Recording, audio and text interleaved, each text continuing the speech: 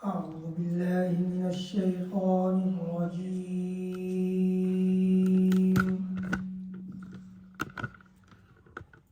بسم الله الرحمن الرحيم.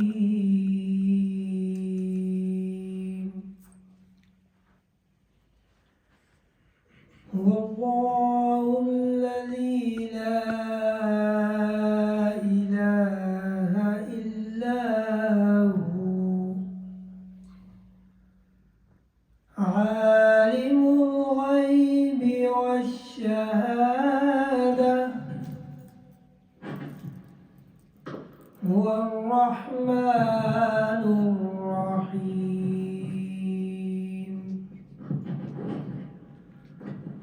هو الله الذي لا إله إلا هو الملك القدوس السلام الملك القدوس السلام المؤمن المهيمن العزيز الجبار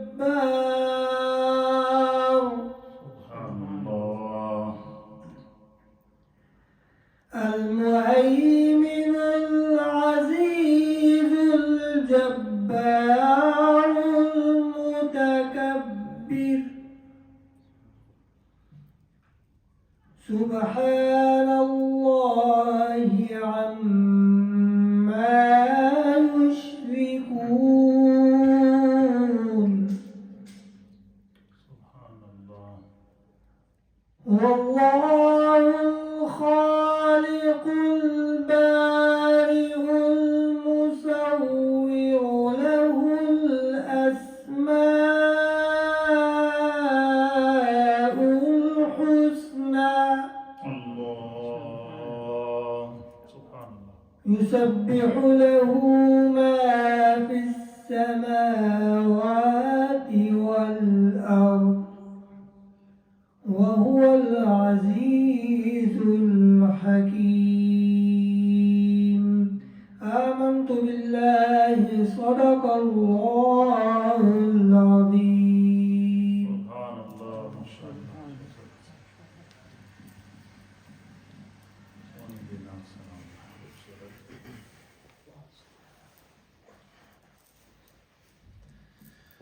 सल्लल्लाहु अलैका या रसूल अल्लाह वसल्लम अलैका या हबीब अल्लाह। खुदा के फज़ल का एक शाहकार हम भी हैं।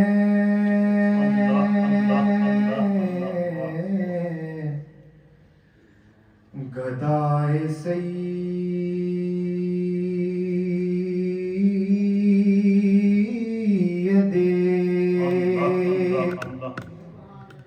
आली वक़ार हम भी हैं।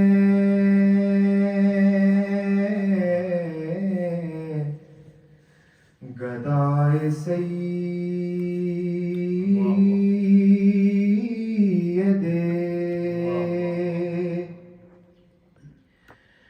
हुजूर हमको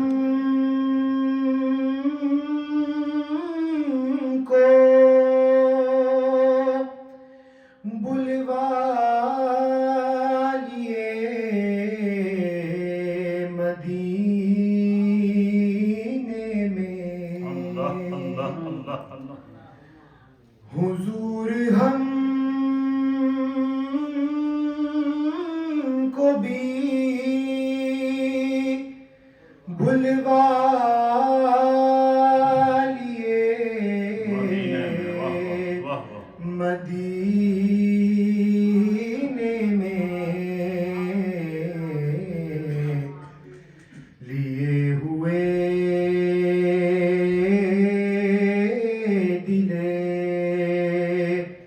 بے قرار ہم بھی ہیں، لیے ہوئے دلے بے قرار ہم بھی ہیں، خدا کے فضل کا یہ کس کریم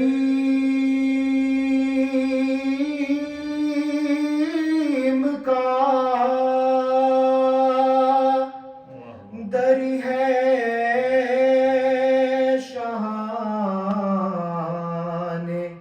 وقت جہاں، یہ کس کریم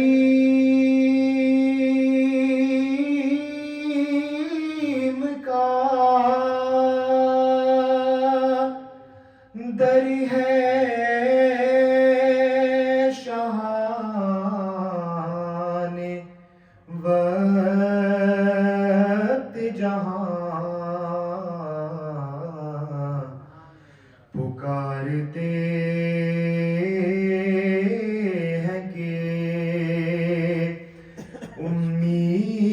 امیدوار ہم بھی ہیں، خدا کے فضل کا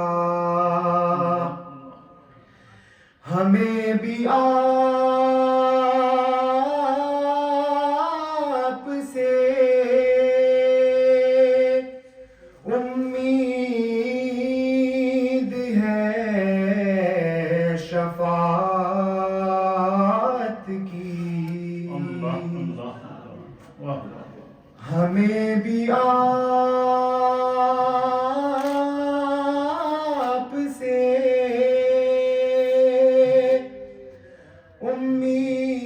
امید ہے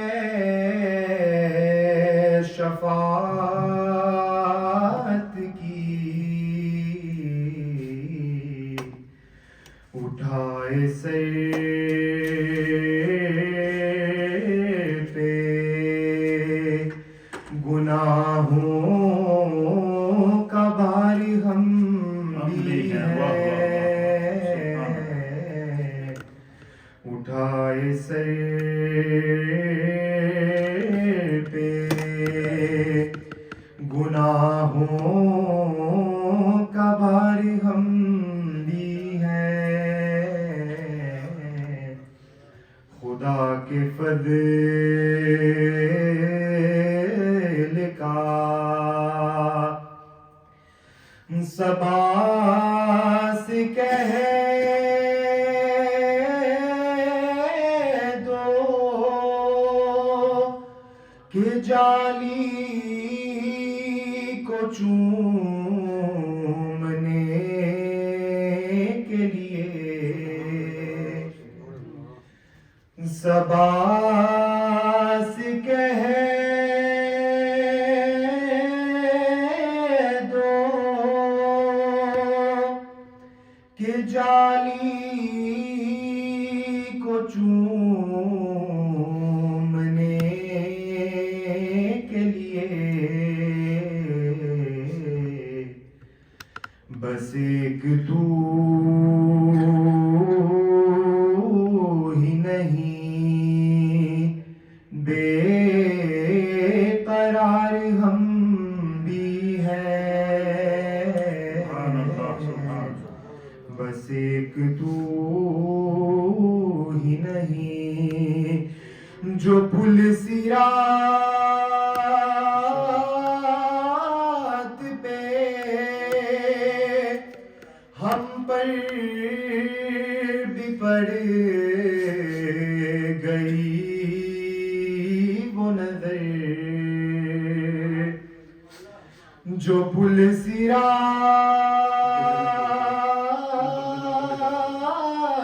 پہ ہم پر بھی پڑ گئی وہ نظر تو پھر نصیر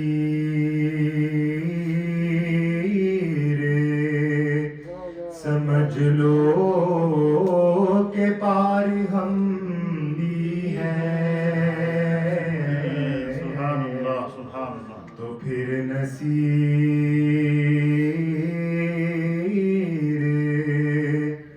سمجھ لو کہ پار ہم بھی ہیں، خدا کے فضل کا ایک شاہکار ہم بھی ہیں، گدائے سید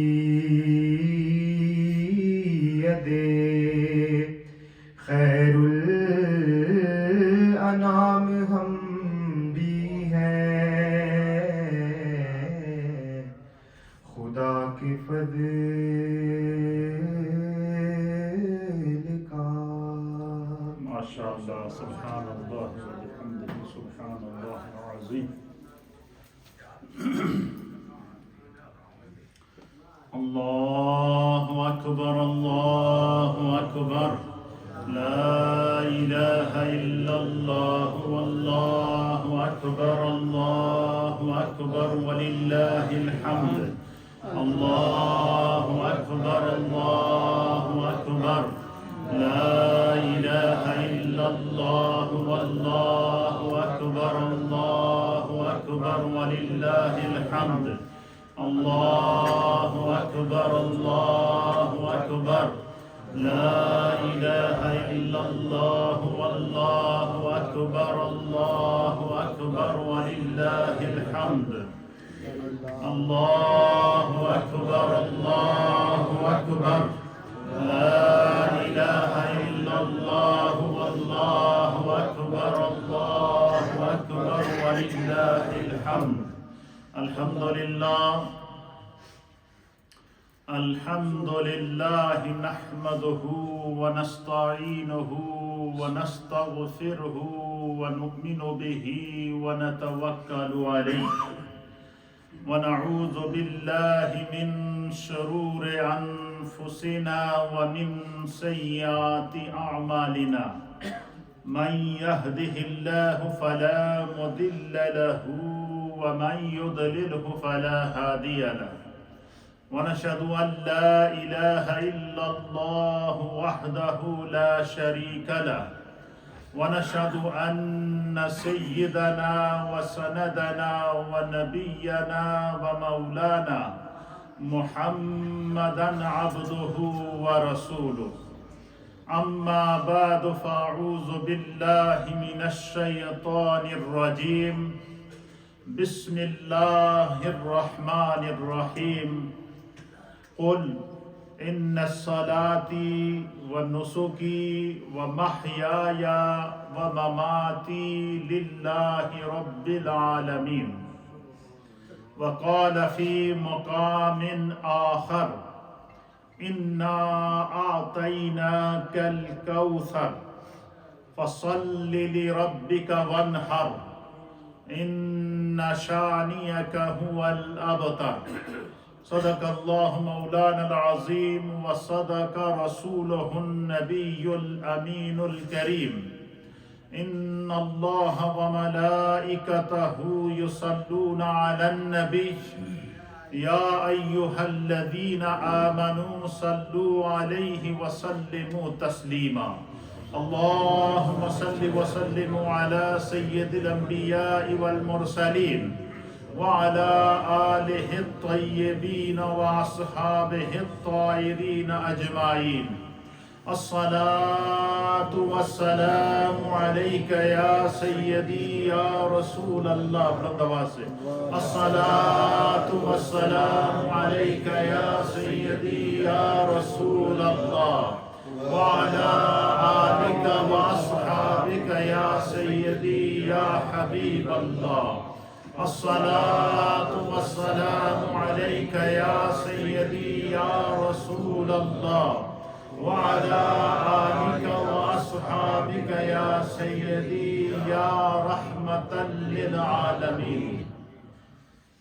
الله أكبر الله أكبر لا إله إلا الله والله أكبر الله أكبر ولله الحمد. الله أكبر الله أكبر لا إله إلا الله والله أكبر الله أكبر ولله الحمد. حمد و صلاۃ کے بعد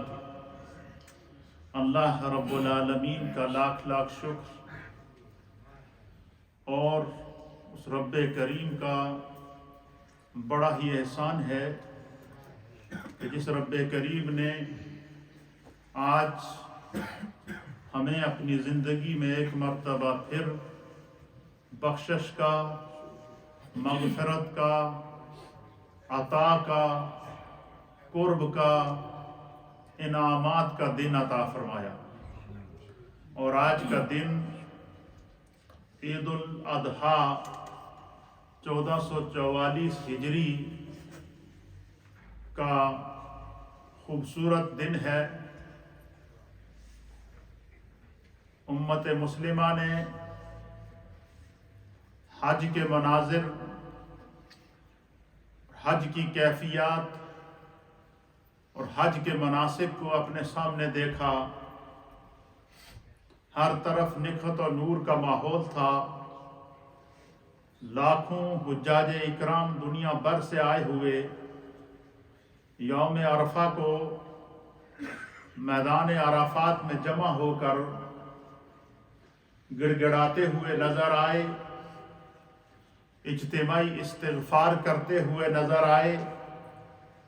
اپنے رب کی بارگاہ میں مناجات کرتے ہوئے نظر آئے. اور خداوند قدوس کے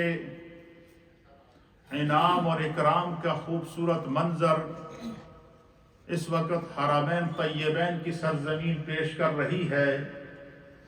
وہ حجاج جو اس سال حج کے لیے جمع ہوئے لاکھوں کی تعداد میں موجود تھے. ایک وہ وقت تھا جب پیارے آقا علیہ الصلوۃ والسلام نے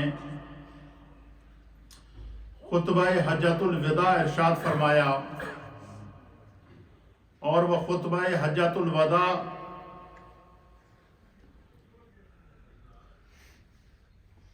کا کیا خوبصورت منظر تھا کہ پیارے آقا علیہ الصلوۃ والسلام میدان عرفات میں پہاڑی کے اوپر اپنی اونٹنی پر بیٹھ کر اللہ کے حبیب علیہ الصلوۃ والسلام نے جب چاروں طرف نظر دوڑائی تو ہر طرف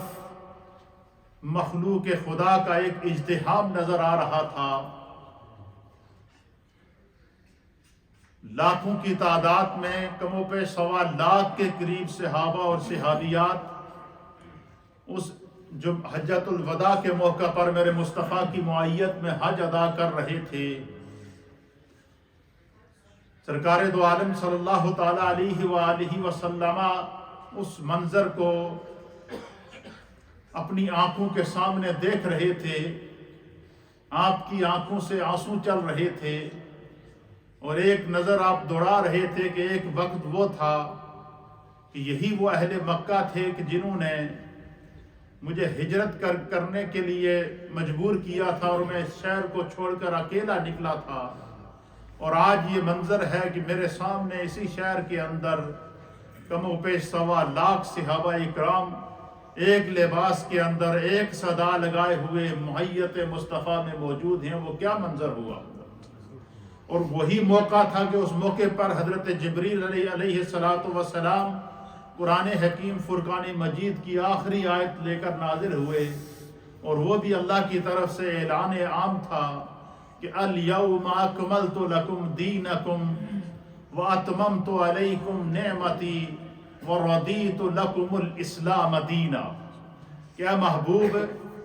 آج کے دن آپ کے رب نے آپ کی ذات پر دین کو مکمل کر دیا ہے اور اللہ نے جتنی نعمتیں اس کائنات کو دنیا و ما فیہا، دنیا اور آخرت کی جتنی نعمتیں اللہ تعالیٰ نے اس کائنات کو آپ کے وجود کے صدقے عطا کرنی تھی، آج کے دن خدا نے آپ کے وجود پر ان نعمتوں کو بھی مکمل کر دیا۔ یہ اعلان اللہ کی طرف سے تھا، میرے مصطفیٰ کی مقام کا، مرتبے کا، عظمت کا، رفعت کا۔ پھر اسی مقام کے اوپر اللہ کے حبیب علیہ السلام نے ایک فصیح و بلیغ خطبہ ارشاد فرمایا، جسے خطبہ حجۃ الوداع کہتے ہیں۔ اور اس خطبہ حجۃ الوداع کے اندر جو سرکار دو عالم شفیع معظم جناب سید العالمین محمد الرسول اللہ صلی اللہ تعالی علیہ وآلہ وسلم کا پیغام تھا، وہ کائنات کے لیے قیامت تک کے لیے دستور حیات بن گیا،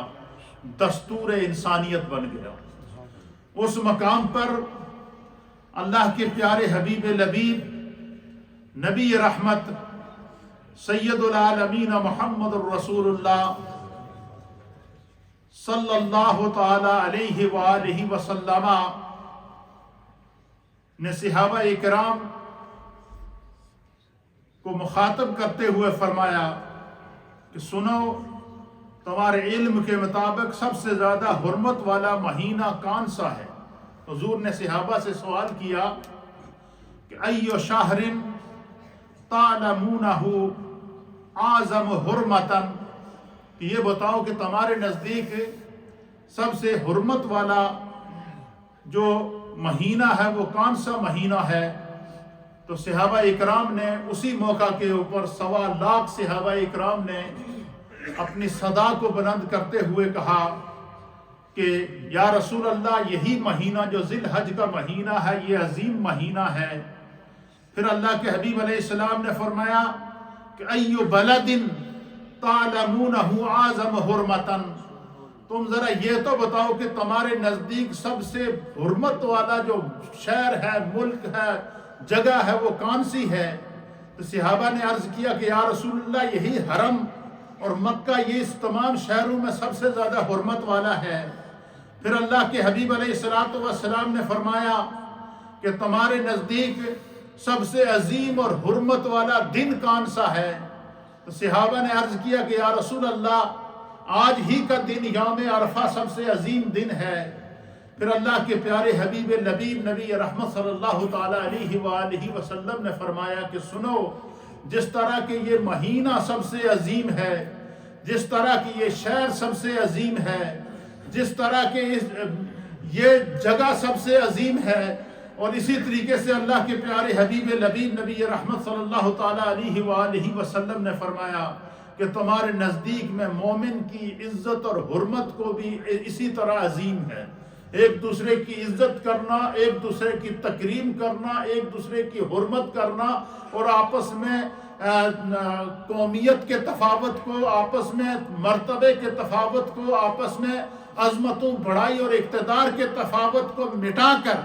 آج اپنے آپ کو اپنے رب کی بارگاہ کے اندر ایک لباس کے اندر، ایک صدا کے اندر اور ایک میدان کے اندر جمع کر کے جو تو نے مساوات اور برابری کو قائم کیا ہے، فرمایا کہ اسی طریقے سے تم نے قیامت تک آنے والی اپنی زندگی میں انسانیت کے دستور کو بھی قائم رکھنا ہے۔ فرمایا آج کے دن نہ کسی کالے کو کسی گورے پر فضیلت ہے، نہ کسی گورے کو کسی کالے پر فضیلت ہے۔ فرمایا اللہ کے نزدیک اگر کوئی سب سے زیادہ عزت والا ہے، تکریم والا ہے، حرمت والا ہے، ان اکرمکم عند اللہ اتقاکم، کہ تمہارے نزدیک، اللہ کے نزدیک سب سے زیادہ عزت اور تکریم والا وہ ہے جو اس کے نزدیک سب سے زیادہ تقوی رکھتا ہے، جو تقوی کا نور اپنے اندر رکھتا ہو۔ پھر اسی طریقے سے قربانی کے اسی فلسفے کو اللہ کے حبیب علیہ السلام نے بیان کرتے ہوئے فرمایا کہ اللہ میرے رب نے قرآن کے اندر ارشاد فرمایا ہے، اللہ فرماتا ہے کہ تمہارا خون اور تمہارا گوشت جو قربانی کے لیے تم پیش کرتے ہو یہ خدا کو نہیں پہنچتا، اللہ گوشت کھانے سے پاک ہے۔ فرمایا کہ اللہ تعالیٰ تمہارے تقوی کو دیکھتا ہے، تمہارے اخلاص کو دیکھتا ہے، لہذا خوش دلی کے ساتھ اللہ کے راستے میں قربانی کیا کرو۔ اسی طریقے سے میرے رب کی تقسیم دیکھیے کہ ادھر اگر میدان عرفات میں آنے والا ہر حاجی کے لیے بخشش کا اعلان ہے، تو 10 ذی الحجہ کو روئے زمین پر آنے والے تمام اہل ایمان جو اپنے گھروں سے عیدگاہوں کی طرف آئے ہیں یا اپنے گھروں سے عیدگاہوں سے اپنی مساجد سے متصل عیدگاہوں کے اندر آئے ہیں یا اپنی مساجد کے اندر اجتماعات عید کے اندر آئے ہیں، میرے رب کا انصاف دیکھیے، میرے رب کی تقسیم دیکھیے کہ جس طرح میدان عرفات کے اندر اللہ کے حبیب نے فرمایا کہ جب بندہ میدان عرفات میں آتا ہے تو وہ جب حج کے لیے روانہ ہوتا ہے حرم شریف سے تو ایک ہی صدا پڑھتے ہوئے آتا ہے، وہ کیا ہوتی ہے؟ لبیک اللہم لبیک لبیک لا شریک لک لبیک ان الحمد والنعمت لک والملک لبیک اللہم لبیک کی صدا بلند کرتے ہوئے حجاج عرفات کی طرف آتے ہیں۔ اور اسی طریقے سے جب 10 ذی الحجہ عید کا دن ہوتا ہے تو تمام اہل ایمان جو اپنے گھروں سے نکل کر عیدگاہوں کی طرف آتے ہیں، گھروں سے نکل کر مساجد کی طرف آتے ہیں، تو ان تمام کی زبانوں پر ایک ہی ترانہ ہوتا ہے، اور وہ ترانہ کیا ہوتا ہے؟ اللہ اکبر اللہ اکبر لا الہ الا اللہ واللہ اکبر وللہ الحمد اللہ اکبر لا الہ الا اللہ واللہ اکبر وللہ الحمد۔ اب دیکھیے کہ ادھر لبیک کی صدا بلند کرتے ہوئے جتنے لوگ میدان عرفات میں پہنچتے ہیں، میرے رب کا انصاف ہے کہ سب کی بخشش کر دی جائے گی، لیکن اب اہل ایمان کے دلوں میں تڑپ رہتی ہے کہ بھائی جو لوگ حج کے لیے گئے خدا نے انہیں دولت بھی عطا فرمائی، پیسہ بھی عطا فرمایا، اور اللہ پاک کی جانب سے انہیں ان پر جو کرم کیا گیا، جو فضل کیا گیا، وہ فضل اور کرم یہ ہوا کہ وہ اس مقام پر جا کر اپنی بخشش کرا کر بھی واپس آ گئے، لیکن جو لوگ وہاں نہیں پہنچ سکے وہ اس اجر کو کیسے پا سکتے ہیں؟ چونکہ اللہ رحمان ہے، رحیم ہے، فرمایا اپنے گھر سے تکبیرات کو پڑھتے ہوئے آؤ، عیدگاہ کے اندر آؤ، عیدگاہ کے اندر بیٹھ کے نماز عید کو ادا کرو، اور جب تم نماز عید کو ادا کرو گے تو پھر کیا ہوگا؟ اللہ کے پیارے حبیب نبی رحمت صلی اللہ تعالیٰ علیہ وسلم نے فرمایا کہ جس طرح کہ میدان عرفات میں آنے والا ہر شخص جب عرفات کے میدان سے واپس لوٹتا ہے تو اس کی بخشش عامہ کا اعلان کر دیا جاتا ہے، اسی طریقے سے جب بندہ تکبیرات کو پڑھتے ہوئے عیدگاہ میں آتا ہے، خطبہ عید کو سنتا ہے، نماز عید کو ادا کر کے جب واپس لوٹتا ہے، تو جس طرح عرفات کے میدان سے بخشش کا اذن عام ہوتا ہے، اس طرح عیدگاہ سے واپس جانے والے کے لیے بخشش عام ہوتی ہے۔ یہ خدا کی طرف سے یہ اللہ کی تقسیم ہے، اس لیے آج کا دن سب سے عظیم دن ہے۔ آج کے دن کی اہمیت کو اللہ کے حبیب علیہ السلام نے کس طرح بیان فرمایا؟ میرے سامنے ترمذی اور ابن ماجہ شریف کی حدیث ہے، اور اس حدیث کی راویہ ام المؤمنین سیدہ طیبہ طاہرہ عائشہ صدیقہ رضی اللہ تعالی عنہا ہیں۔ حضرت ام المؤمنین سیدہ عائشہ فرماتی ہیں کہ اللہ کے پیارے حبیب نبی رحمت جناب سید العالمین محمد الرسول اللہ صلی اللہ تعالی علیہ وآلہ وسلم نے آج کے دن کی اہمیت کو بیان کرتے ہوئے فرمایا، حضور نے فرمایا ما عمل ابن آدم من عمل یوم النحر من احراق یوم النحر احب الی اللہ من احراق الدم۔ اللہ کے حبیب علیہ السلام نے فرمایا کہ ابن آدم کا کوئی بھی عمل آج کے دن اللہ کی بارگاہ میں جانور قربان کرنے سے زیادہ محبوب نہیں ہے۔ یعنی جو لوگ اللہ کے راستے میں جانور کو قربان کرتے ہیں، اپنی قربانی کو پیش کرتے ہیں، من احراق الدم جانور کا خون بہاتے ہیں، جانور کو اللہ کے راستے میں ذبح کرتے ہیں، تو اللہ کے پیارے حبیب نبی رحمت جناب سید العالمین محمد الرسول اللہ صلی اللہ تعالیٰ علیہ وسلم نے فرمایا کہ آج کے دن قربانی کا عمل اللہ کو سب سے زیادہ محبوب ہے۔ پھر سرکار دو عالم صلی اللہ علیہ وسلم نے اس کی اہمیت کو بیان کرتے ہوئے فرمایا کہ جو بندہ ان دنوں کے اندر اللہ کی بارگاہ میں جانور کو قربان کرتا ہے تو اس کو خدا کی طرف سے بینیفٹ کیا ملتا ہے؟ بینیفٹ یہ ملتا ہے، وہ یہ بینیفٹ ملتا ہے کہ انہو لیاتی یوم القیامت، کہ قربانی کا جانور جو خدا کی بارگاہ میں قربان کیا جاتا ہے وہ قیامت کے دن جب اللہ کی بارگاہ میں آتا ہے تو کیا ہوتا ہے؟ فرمایا کہ وہ قیامت کے دن اللہ کی بارگاہ میں آتا ہے تو کیسے آتا ہے؟ بِقُرُونِهَا وَأَشْعَارِهَا وَأَزْلَافِهَا، وہ اپنے سینگوں سمیت اللہ کی بارگاہ میں حاضر ہوتا ہے، وہ اپنے کھرو سمیت اللہ کی بارگاہ میں حاضر ہوتا ہے، وہ اپنے بالوں سمیت اللہ کی بارگاہ کے اندر حاضر ہوتا ہے، اور وہ اللہ کی بارگاہ کے اندر حاضر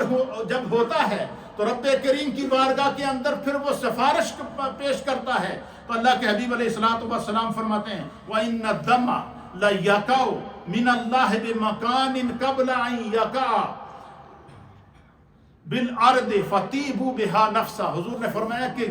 قربانی کے جانور کا قطرہ خون زمین پر گرنے سے پہلے اللہ کی بارگاہ میں مقبولیت کو پہنچ جاتا ہے۔ تو پتہ چلا آج کا دن دعا کی قبولیت کا دن بھی ہے، آج کا دن بخشش کا دن بھی ہے۔ اور دوسری حدیث کے اندر اللہ کے حبیب علیہ السلام نے فرمایا، اور اس حدیث کے راوی ہیں حضرت زید بن ارقم رضی اللہ تعالیٰ عنہ۔ حضرت زید بن ارقم رضی اللہ تعالیٰ عنہ اس حدیث کے راوی ہیں۔ آپ بیان فرماتے ہیں کہ اللہ کے پیارے حبیب نبی رحمت صلی اللہ تعالیٰ علیہ وآلہ وسلم نے صحابہ اکرام کے اجتماع کو مخاطب کر کے عید والے دن فرمایا، سرکار دو عالم صلی اللہ علیہ وسلم نے فرمایا کہ حضور علیہ السلام کی مجلس لگی تھی، صحابہ اکرام ہدایت کے ستارے میرے نبی کی بارگاہ میں موجود تھے، اور سرکار خود اپنی زبان اطہر سے قربانی کے فضائل کو بیان کر رہے تھے،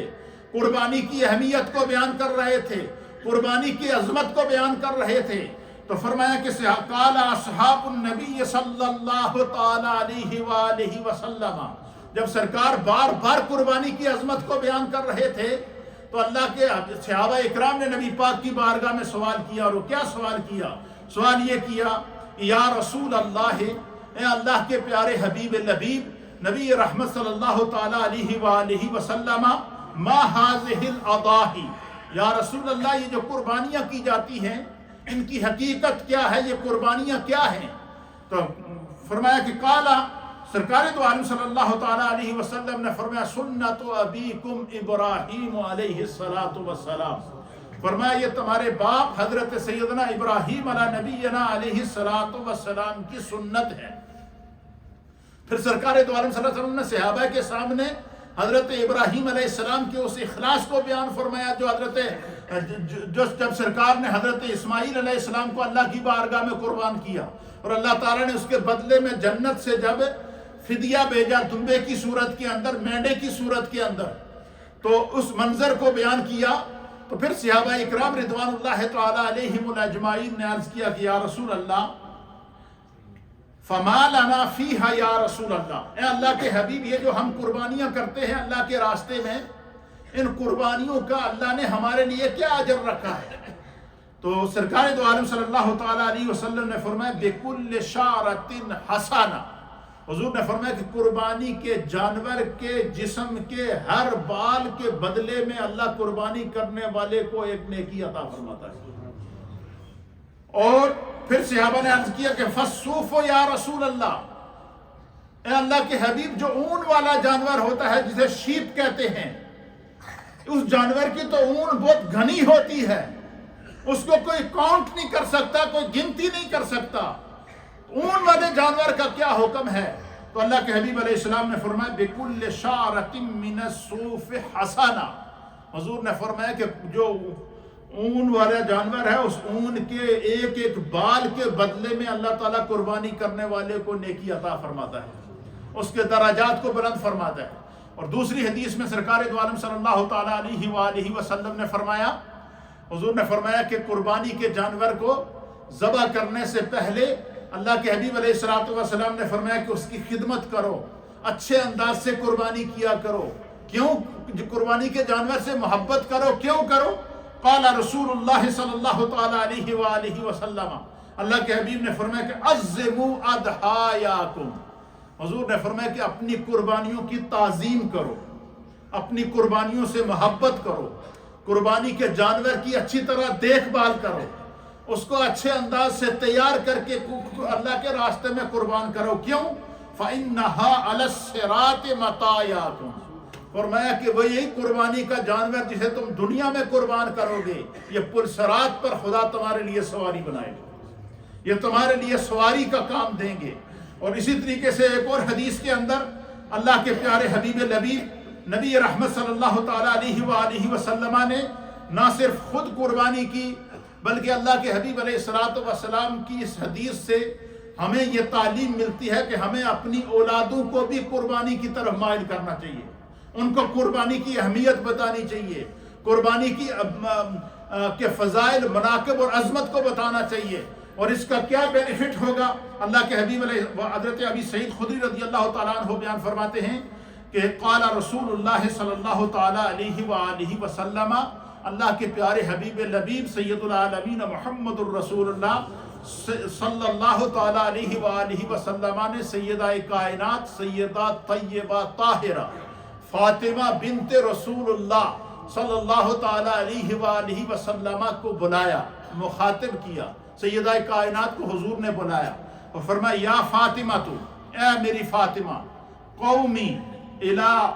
اضحیتک، فرمایا کہ آؤ میں تمہاری قربانی ہے، تمہاری طرف سے قربانی کر رہا ہوں، تم آؤ اور اپنی قربانی کے پاس خود کھڑی ہو جاؤ۔ اب آپ اندازہ لگائیں کہ سرکار دو عالم صلی اللہ علیہ وسلم نے حدیث کے اندر آتا ہے کہ حضور نے ہمیشہ 2 قربانیاں تو لازماً دی ہیں، اور کیسے دی ہیں؟ فرمایا ایک قربانی حضور اپنی طرف سے دیتے اور ایک قیامت تک آنے والی اپنی امت کی طرف سے قربانی کیا کرتے تھے۔ آپ مجھے بتائیں اس امت کی عظمت کا کیا عالم ہے، اس امت کی قسمت کا کیا عالم ہے کہ جس کی قربانی خود مصطفیٰ کریم پہلے ہی کر کے گئے ہیں۔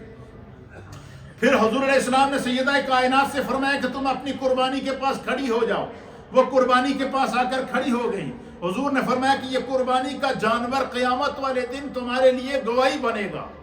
پھر سرکار دو عالم صلی اللہ علیہ وسلم نے فرمایا کہ قربانی کے جانور کا پہلا قطرہ زمین پر گرنے سے پہلے قربانی کرنے والے کی مغفرت کر دی جائے گی، اس لیے اے فاطمہ میں تیرا جانور اللہ کے راستے میں قربان کر رہا ہوں، میں چاہتا ہوں کہ جب جانور ذبح ہو تو ساتھ کھڑی ہو جائے اور کھڑی ہو کر اپنی قربانی کو دیکھے۔ جب حضور علیہ السلام نے قربانی کی اس عظمت کو بیان فرمایا تو سیدہ کائنات نے اللہ کے حبیب علیہ السلام کی بارگاہ میں عرض کیا، قالت، حدیث کے الفاظ ہیں کہ سیدہ کائنات نے عرض کیا یا رسول اللہ، اے اللہ کے حبیب، آلنا خاصتاً اہل البیت و اولنا وللمسلمین، یا رسول اللہ یہ جو آپ نے قربانی کے جانور کا اجر بیان فرمایا ہے کہ قربانی کے جانور کا قطرہ خون زمین پر گرنے سے پہلے قربانی کرنے والے کی بخشش کر دی جاتی ہے، یہ عظمت، یہ فضیلت کیا صرف اہل بیت کے لیے خاص ہے یا کہ سارے مسلمانوں کے لیے یہ حکم ہے؟ تو قال رسول اللہ صلی اللہ تعالیٰ علیہ وسلم، اللہ کے حبیب علیہ السلام نے بل لنا وللمسلمین، حضور نے فرمایا یہ ہمارے لیے بھی یہی اجر ہے اور میری قیامت تک آنے والے تمام مومنین جو قربانی کریں گے ان کے لیے بھی یہی اجر ہے۔ یہ حضور علیہ السلام نے قربانی کا اجر بیان فرما دیا۔ اور پھر ایک حدیث کے مطابق حجۃ الوداع کا موقع، اور حضرت عبداللہ ابن عمر رضی اللہ تعالیٰ عنہ اور دیگر صحابہ اکرام اس حدیث کے راوی ہیں، آپ فرماتے ہیں کہ حجۃ الوداع کے موقع پر سرکار دو عالم صلی اللہ تعالیٰ علیہ وآلہ وسلم جب حج کے لیے مدینہ پاک سے تشریف لائے تو آپ اپنے ساتھ 100 اونٹ لے کر آئے۔ کتنے اونٹ لے کر آئے؟ 100 اونٹ لے کر آئے، اور ان 100 اونٹوں میں سے 63 اونٹ وہ تھے کہ جنہیں سرکار دو عالم صلی اللہ تعالیٰ علیہ وسلم نے اپنے ہاتھ سے نہر کیا، قربان کیا۔ اور حضرت عبداللہ ابن عمر کہتے ہیں کہ وہ جو منظر تھا وہ منظر کیا تھا؟ فرمایا وہ منظر دیکھنے کا تھا، وہ منظر یہ تھا کہ جب سرکار دو عالم صلی اللہ علیہ وسلم اونٹوں کو قربان کر رہے تھے تو ہمارے ہاں تو جب جانور کو قربان کیا جاتا ہے، اسے باندھا جاتا ہے، اسے قابو کیا جاتا ہے، 8-10 بندے ہوتے ہیں۔ فرمایا ہم نے دیکھا کہ 5 اونٹ لائنوں میں آ رہے تھے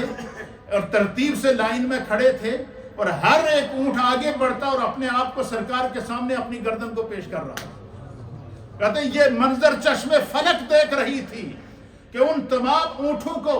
جو سرکار دو عالم صلی اللہ تعالیٰ علیہ وآلہ وسلم نے 63 اونٹ اپنے ہاتھ سے ذبح کیے، پھر باقی جو 37 اونٹ بچے حضور نے مولا کائنات حضرت علی المرتضیٰ سے فرمایا کہ ان اونٹوں کی قربانی آپ کیجیے۔ فرمایا کہ جو 63 اونٹ سرکار دو عالم صلی اللہ تعالیٰ علیہ وآلہ وسلم نے پیش فرمائے ہیں، اللہ کے پیارے حبیب لبیب نبی رحمت صلی اللہ تعالیٰ علیہ وسلم نے کو جو اللہ نے عمر عطا فرمائی تھی وہ 63 سال آپ کی عمر تھی، حضور نے اپنی ہر سال کا ایک اونٹ اپنے ہاتھوں سے قربان کیا۔ ہمارے ہاں تو ہم اگر ایک قربانی پیش کریں اللہ کے راستے میں تو ہماری کیا ہوتی ہے، جو ہے وہ ہم پریشان ہو جاتے ہیں، لیکن اللہ کے حبیب علیہ الصلوۃ والسلام نے اپنی 63 سالہ زندگی کے 63 اونٹ اپنے ہاتھوں سے قربان کیے ہیں، اور 63 اونٹوں کو قربان کرنے کے بعد سرکار دو عالم صلی اللہ تعالیٰ علیہ وآلہ وسلم نے ہر سال ایک اونٹ کی قربانی اپنی زندگی کے ہر سال کی طرف سے ایک اونٹ قربان کیا، اور پھر امت کے لیے اپنی طرف سے اپنی قربانی کے لیے پورا ایک اونٹ اپنی طرف سے پیش کیا، لیکن رحمت للعالمین آقا نے اپنی امت کی آسانی کے لیے ایک اونٹ میں سے 7 حصے شمار کرنے کی سہولت دی ہے، ایک بڑے جانور میں سے 7 قربانیاں کرنے کی سہولت ارشاد فرمائی ہے۔ اس لیے فرمایا کہ جن لوگوں کو اللہ تعالیٰ قربانی کی سعادت عطا فرمائے، قربانی کی توفیق عطا فرمائے، تو انہیں چاہیے کہ وہ کیا کریں کہ اللہ کے راستے میں جب قربانی کریں تو حضور علیہ الصلوۃ والسلام نے فرمایا کہ فَطِيبُوا بِهَا نَفْسًا۔ پھر اسی طریقے سے مولا کائنات حضرت علی المرتضیٰ رضی اللہ تعالیٰ عنہ فرماتے کہ جو بندہ قربانی کرے جانور کے لیے تو وہ اتنی خوش دلی سے کرے کہ کوشش کرے کہ جانور ہر اعتبار سے خوبصورت ہو، ہر اعتبار سے۔ حضور نے فرمایا کہ ایسے جانور کو اللہ کے راستے میں قربان نہ کرو کہ جس کے اندر جو ہے وہ کوئی عیب پایا جا رہا ہو، بلکہ سرکار دو عالم صلی اللہ علیہ وسلم نے 4 عیوب کو گنا ہے، گن کے بتایا ہے۔ حضور نے فرمایا کہ اگر کسی جانور میں اس طرح کے 4 عیوب پائے جائیں تو اس جانور کو قربانی نہ دو، اس کی قربانی نہیں لگے گی۔ کیوں؟ سرکار دو عالم صلی اللہ تعالیٰ حضرت مولا کائنات فرماتے ہیں کہ حضور علیہ الصلوۃ والسلام نے ہمیں حکم دیا کہ قربانی کے جانور کی آنکھ کان اچھی طرح دیکھ لیں، ایسے جانور کو قربان نہ کریں جس کا کان یا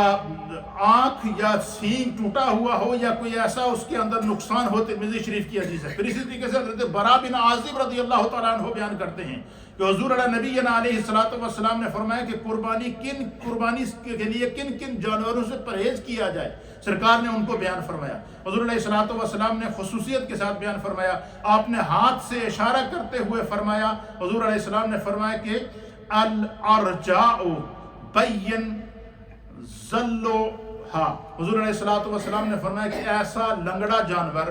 کہ جس کا لنگڑا پن ظاہر ہو، اس کی ٹانگ ٹوٹی ہوئی ہو یا لنگڑا ہو اور اس کا لنگڑا پن ظاہر ہو، فرمایا کہ اس کو اللہ کے راستے میں قربان نہ کرو۔ اور حضور علیہ السلام نے فرمایا کہ الاوراء بین اوراہا، ایسا جانور جو کانا ہو اور اس کا کانا پن ظاہر ہو، فرمایا ایسے جانور کو بھی اللہ کے راستے میں قربان نہ کرو۔ فرمایا کہ والمریضۃ بین مردھا، ایسا جانور کہ جو مریض ہو، ایسا لاغر ہو، بیمار ہو کہ اس کی بیماری، اس کا مرض سامنے نظر آ رہا ہو۔ جیسے آپ کو پتہ ہے کہ جانوروں کو بیماریاں لگتی ہیں تو ان کے اوپر مختلف قسم کے جب ان کی جلد کے اوپر دانے نکل آتے ہیں، اور بعض جانور ہوتے ہیں بالکل جو ہے وہ ان کی بیماری ان کے منہ سے ظاہر ہو جاتی ہے۔ حضور نے فرمایا کہ ایسا جانور جس کی بیماری ظاہر ہو، مرض ظاہر ہو، اس جانور کو بھی اللہ کے راستے میں قربان نہ کیا جائے۔ اور فرمایا کہ اجفاء التی لا تنکی، یہ فرمایا کہ ایسا جانور کہ جس کی ہڈیوں اس کا گودا بھی بالکل نکلا ہوا اور بالکل اس کے کسی کام کا نہ ہو، فرمایا کہ ایسے جانور جس کا ظاہری عیب نظر آئے اس کو اللہ کے راستے میں قربان نہ کرو۔ فرمایا قربانی کے لیے اچھا جانور پیش کرو، قربانی کے لیے خوبصورت جانور پیش کرو۔ کیوں کہ فرمایا کہ جو بندہ فرمایا فَطِيبُوا بِهَا نَفْسًا، قربانی کرو تو خوش دلی کے ساتھ قربانی کرو تاکہ قیامت والے دن یہ جانور تمہاری سواری بنے گا۔ آپ یہ دیکھیں کہ دنیا کا اصول ہے، ہم دنیا میں سے ہم میں سے ہر ایک کی خواہش ہوتی ہے کہ یہ سڈے کو گڈی چنگی ہونی چاہیے، اچھی سواری ہو، دیکھنے میں لگے کہ بھائی دیکھیں جی انہوں نے کتنی اچھی گاڑی رکھی ہوئی ہے، کتنی اچھی ان کی سواری ہے۔ فرمایا جب دنیا میں ہم اچھی سواری کے لیے کوشش کرتے ہیں، حضور نے فرمایا اصل سواری تو وہ ہوگی جو پرسرات سے ہمیں گزارے، جو بال سے بھی زیادہ باریک ہوگا، تلوار سے بھی زیادہ تیز ہوگا، اور وہی حد فاصل ہوگی۔ فرمایا کہ جو نیکوکار اس پلسرات سے گزر جائے گا سیدھا برزخ جنت کے اندر جائے گا، اور جو اس پلسرات پار نہیں کر سکے گا تو پلسرات سے جب نیچے گرے گا تو اسی کے نیچے جہنم کا گڑھا ہے۔ اس لیے فرمایا کہ ایسا جانور اللہ کے راستے میں قربان کرو جو خوبصورت ہو، جاذب نظر ہو اور دیکھنے میں اچھا ہو، اور اچھی قربانی اللہ کے راستے میں پیش کرو۔ فرمایا کیوں؟ وہ یہ قیامت کے دن تمہارے لیے اللہ اس جانور کو تمہارے لیے سواری بنائے گا۔ اسی طریقے سے اللہ کے پیارے حبیب لبیب نبی رحمت صلی اللہ تعالیٰ علیہ وآلہ وسلم نے عید کے دن ایک دوسرے کے لیے دلوں میں کینہ رکھنے سے منع کیا ہے، حسد رکھنے سے منع کیا ہے، بغض رکھنے سے منع کیا ہے، عمل کے دکھاوے سے منع کیا ہے۔ اس لیے یہ بخشش کا دن ہے۔ اگر اللہ کی طرف سے بخشش عام ہو اور خدا کی طرف سے یہ اعلان ہو کہ جس طرح عرفات کے میدان میں جو جاتا ہے تو بخشا ہوا واپس آتا ہے، اور اسی طریقے سے عیدگاہ میں جو آتا ہے تو وہ اس کی بھی بخشش کا اعلان کر دیا جاتا ہے۔ اب مجھے بتائیں، خدا دی طرفوں بخشش کے دروازے کھلن، اللہ کی طرف سے معافی کے دروازے کھلے ہوئے ہیں، اور ہم ایک دوسرے کو معاف نہ کریں، ہمیں ایک دوسرے کے دلوں میں نفرت موجود ہو، ہماری ایک دوسروں کے لیے قدورت موجود ہو،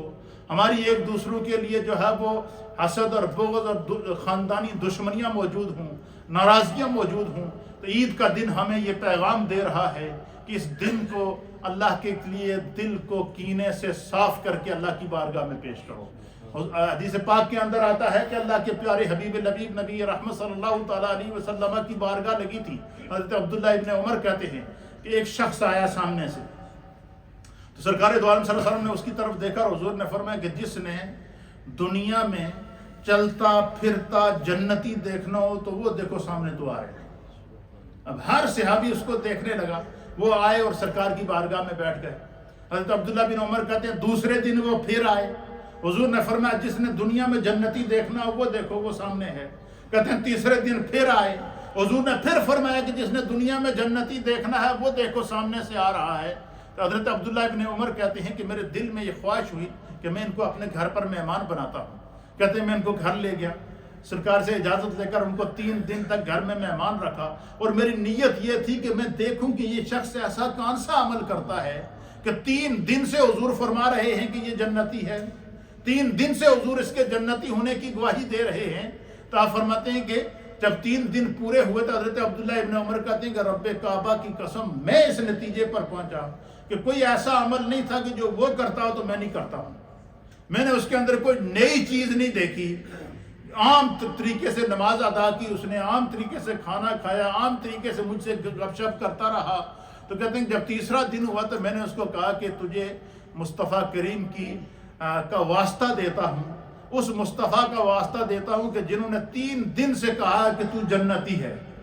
یہ بتا کہ میں 3 دن سے نوٹ کر رہا ہوں کہ تیرا کوئی ایسا عمل ہو جو تو کرتا اور میں نہ کرتا ہوں، تاکہ میں اس عمل کو اپنا لوں تاکہ میری بھی جنت پکی ہو جائے۔ تو آپ فرماتے ہیں کہ اس شخص نے کہا اور تو کوئی بات نہیں، لیکن ایک بات ضرور ہے کہ ہر روز رات کو میں دن بھر کے کام کاج سے فارغ ہو کر جب رات کو سونے کے لیے اپنے بستر پر جاتا ہوں تو اس حال میں جاتا ہوں کہ میرا سینہ کینے سے پاک ہوتا ہے، حسد سے پاک ہوتا ہے، غیبت سے پاک ہوتا ہے، میں کسی کے لیے برا نہیں سوچتا ہوں، کسی کے لیے حسد نہیں کرتا ہوں، اور اپنے سینے کو ہر ایک کے لیے صاف کر کے جب میں اپنے بستر پر جاتا ہوں شاید خدا کو میری یہی ادا پسند ہے۔ اس لیے سینے کے اندر کینہ رکھنا، بغض رکھنا، آج کا دن بخشش کا دن ہے، عطا کا دن ہے، خدا کے کرم اور فضل کا دن ہے۔ اللہ رب العالمین آج کے دن جو ہے وہ اس کی بخشش اس طرح ہے جس طرح کہ عرفات کے میدان میں حجاج کی بخشش ہو رہی ہے۔ اللہ تعالی ہمیں آج کے دن کی عظمت اور آج کے دن کی برکت اور آج کے دن کی رحمتیں نصیب فرمائے۔ جو لوگ قربانیاں کر رہے ہیں وہ خوش قسمت ہیں، اللہ تعالیٰ نے توفیق دی ہے، زندگی کا پتہ نہیں ہے، خدا نے ہمیں یہ موقع دیا ہے، اللہ تعالیٰ ایسے لمحات ہمیں زندگی میں بار بار عطا فرمائے۔ یہ دن تکبیرات کے دن ہیں، تکبیرات تشریق کے دن ہیں۔ ہر فرض نماز کے بعد جو ہے وہ 1 مرتبہ بلند آواز سے تکبیر کہنا، اللہ اکبر اللہ اکبر، بلند آواز پڑھے، اللہ اکبر اللہ اکبر، لا الہ الا اللہ واللہ اکبر اللہ اکبر وللہ الحمد، اللہ اکبر اللہ اکبر، لا الہ الا اللہ واللہ اکبر اللہ اکبر وللہ الحمد۔ ہر فرض نماز کے بعد 1 مرتبہ بلند آواز سے تکبیرات پڑھنا یہ واجب ہے، اور 3 مرتبہ پڑھنا یہ سنت ہے۔ اس عمل کو اپنائیں، یہ بخشش کی علامت ہے۔ حضور نے فرمایا کہ ایک راستے سے تکبیرات پڑھتے ہوئے عید کے لیے آؤ اور دوسرے راستے سے تکبیرات پڑھتے ہوئے واپس جاؤ۔ کیوں؟ سرکار دو عالم صلی اللہ تعالیٰ علیہ وسلم نے فرمایا، اس کی وجہ کیا ہے؟ حضور نبینا علیہ السلام نے فرمایا کہ جن جن راستوں سے وہ تکبیرات پڑھے گا، وہاں کے جو اشجار ہیں، وہاں کے شجر ہیں، وہاں کے جو درخت ہیں، وہاں کے جو پتھر ہیں، وہاں کے جو در و دیوار ہیں، وہاں کے جو فرشتے ہیں، وہاں کی جو ہوا اور فضا ہے، وہ سارے اس کے ساتھ تکبیرات پڑھتے ہیں۔ اور فرمایا کہ دوسرے راستے سے پڑھو تو وہ فرمایا یہ راستے بھی انسان کے عمل کے گواہ ہو جاتے ہیں۔ اس لیے یہ اسلام کی شان و شوکت کا دن ہے، اسلام کی عظمت کا دن ہے، اسلام کے وقار کا دن ہے، اور اللہ کے راستے میں اپنے جذبے کو قربان کرنے کا دن ہے۔ اور قربانی کا پیغام یہی ہوتا ہے کہ اللہ میں تیرے راستے میں جس طرح اس جانور کو قربان کر رہا ہوں، کل اگر تیرے دین کو بچانے کے لیے مجھے اپنے آپ کو قربان کرنا پڑا تو میں اس سے دریغ نہیں کروں گا۔ اور اس کا منظر صحابہ اکرام نے بدر کے مقام پر دکھایا ہے اپنی جانیں پیش کر کے، صحابہ اکرام نے احد کے مقام پر دکھایا ہے اپنی جانوں کا نذرانہ پیش کر کے، صحابہ اکرام نے غزوات رسول میں اپنی جانوں کو قربان کر کے اس منظر کو دکھایا ہے۔ اور پھر امام عالی مقام سیدنا امام حسین رضی اللہ تعالیٰ عنہ نے میدان کربلا کے اندر اپنے خاندان کے 20 نفوس کے ساتھ اور 72 نفوس کی معیت میں کربلا کے میدان میں اپنی گردن کٹا کر میرے مصطفیٰ کے دین کو بچا کر بتا دیا کہ جس طرح اسماعیل علیہ السلام نے اپنی گردن پیش کی تھی، خدا نے ان کی قربانی کو پیش کیا تھا، ان کے بدلے میں فدیے میں دمبا بھیجا تھا جنت سے۔ فرمایا کہ یہ بندہ جنت میں اپنی سواری اور اپنا عمل آگے بھیجتا ہے۔ اللہ تعالی ہم سب کو دین سمجھنے کی توفیق عطا فرمائے۔ اپنی نشستوں پر کھڑے ہو کر صفیں سیدھی کریں۔